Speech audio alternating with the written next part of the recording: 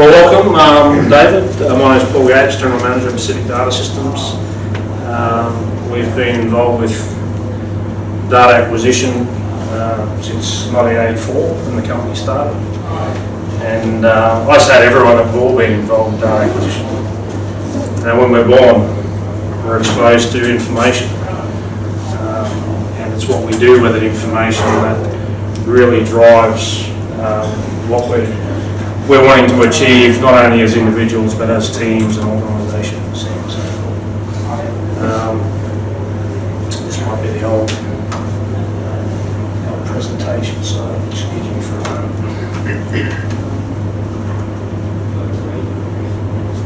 So the main thing I want to talk about is in this section here, when you're designing a system, and it is multi-parameter, is that you really need to look at the inputs on the data acquisition system. If you have a range of sensors that have been selected for your application, one way of reducing the footprint of the data logger, PLC, RTU, whatever it may be, is to select the sensor that utilises the same communications protocol or output. And there are a lot of digital sensors out there that are utilising protocols such as SDI-12, which is used quite often in the water quality space. It's a serial data interface at 1200 baud rate. I know the guys from HSU use that a lot in their monitoring systems. Other things like Modbus, RS485. A lot of these terms familiar to a lot of you. That's one of the things that I'd be looking at when designing putting a system together, is try and standardise on the output of the particular sensor in order to reduce the footprint of the data logger.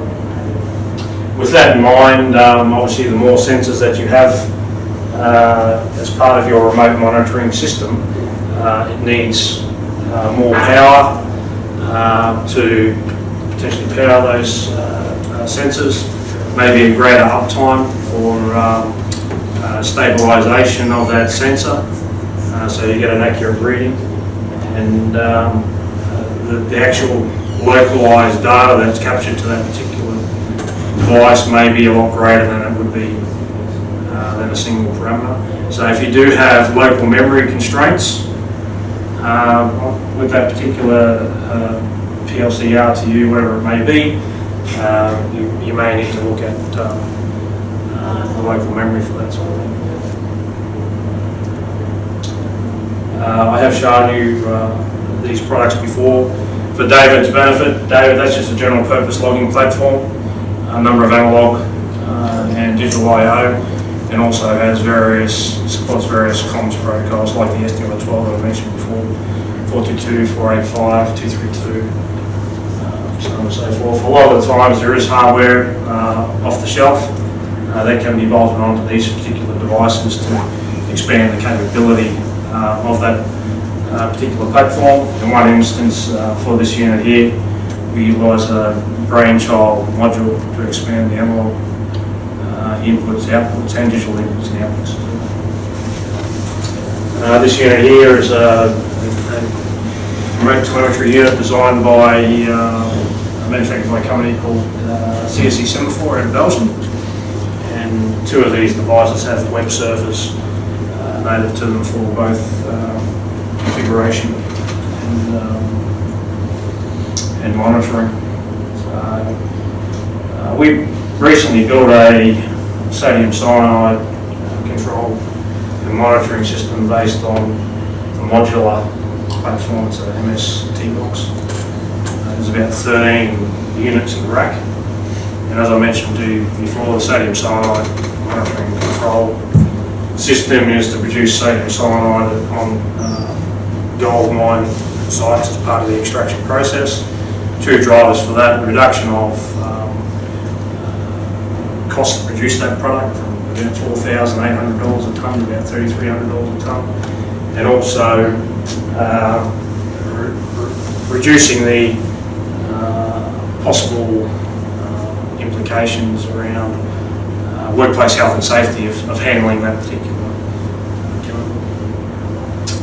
This unit here, I mentioned in the previous presentation, that it's manufactured by a company called Gander Instruments based in Austria, in Schruns. And this is sort of high-end 100 kilohertz sampling rate type applications.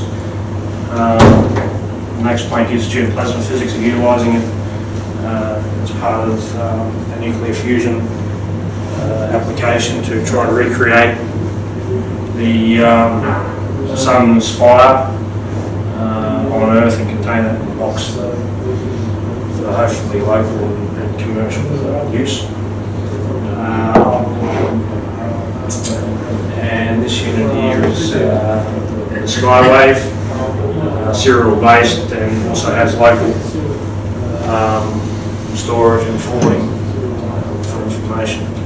So physically, there are different physical form factors depending on the application. David, this one's a marine type application, high IP rating, and this one's designed for shipping containers.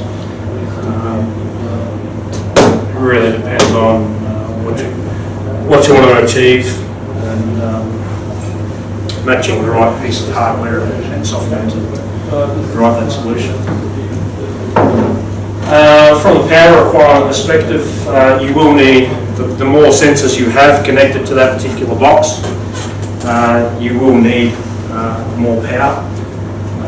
So you need to have a look at power budget.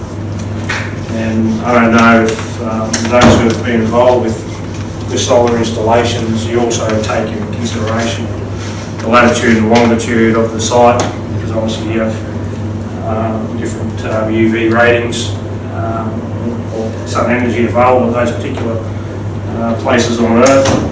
And you also need to take into consideration the number of no solar days. So when you've got 8 octaves of cloud cover, you don't have the great amount, you don't have the same energy as you would with available as you would with a clear sky. So we typically base our monitoring systems around having 5 to 7 no solar days, just to give us a bit of a backup. Typically, we don't have any problems with solar panel installations. So other than that, a lot of the content is the same, but the 3 considerations with regard, the last one is what satellite constellation you require for your application. So obviously, if you are collecting more data locally, you need to push that data through to the end user. You're going to need a satellite constellation that can handle that data being sent from that remote location. So I would strongly recommend that is not your first choice. Obviously it's application dependent, but Inmarsat would be the preferred satellite constellation for installations out there that have a requirement for more than monitoring and alarming of one parameter.